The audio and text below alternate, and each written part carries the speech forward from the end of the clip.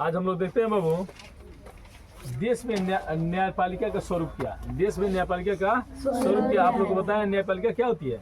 स्वतंत्र होती है ना। तो न्यायपालिका का स्वरूप देखेंगे आप बाबू। एक नंबर होता है सर्वोच्च न्यायालय होता है। क्या होता है? सर्वोच्च न्यायालय। 2 नंबर में राज्य में उच्च न्यायालय होता है। हर राज्य में उच्च न्यायालय होता है ना। और राज्य के हर जिले में स्थापित न्यायालय होते हैं। हर हमारे बिहार राज्य में कितने जिले हैं? 38 जिले हैं। हर जिले में स्थापित यानी राज्य के हर जिले में क्या होगा? स्थापित न्यायालय होगा।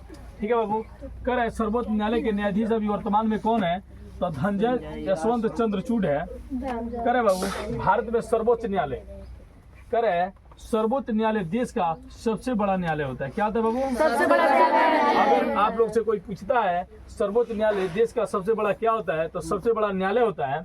करे भारत में इसकी स्थापना 26 जनवरी 1950 ईस्वी को की गई और यह कहाँ स्थित है? नई दिल्ली में स्थित है। कहाँ बाबू स्थित है? नई दिल्ली में स्थित है। कर है सर्वोच्च न्यायालय वर्तमान में सर्वोच्च न्यायाधीश की योग्यता कर है जो सर्वोच्च न्यायालय के न्यायाधीश होते हैं उनकी योग्यता क्या होनी चाहिए? तो बाबू हम बता रहे हैं उनकी योग्यता। सबसे पहला योग्यता है वो भारत के नागरिक होने चाहिए। क्या होने चाहिए? वो भारत के नागरिक होने चाहिए। करे कम से कम 5 वर्ष किसी उच्च न्यायालय का न्यायाधीश रह चुके हो।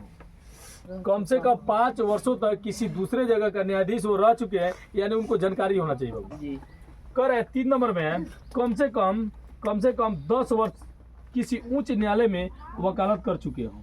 करे वो कम से कम 10 वर्ष वो किसी दूसरे जगह रह के वकालत किए हो, यानी जानकारी होना चाहिए बाबू। और कर लास्ट में राष्ट्रपति की राय से कानून का ज्ञाता हो और राष्ट्रपति के न्याय से ही कोई कानून वो बनाते हैं या उनकी राय से कोई कार्य करते हैं। ऐसा क्या होना चाहिए? सर्वोच्च न्यायालय का न्यायाधीश होना चाहिए।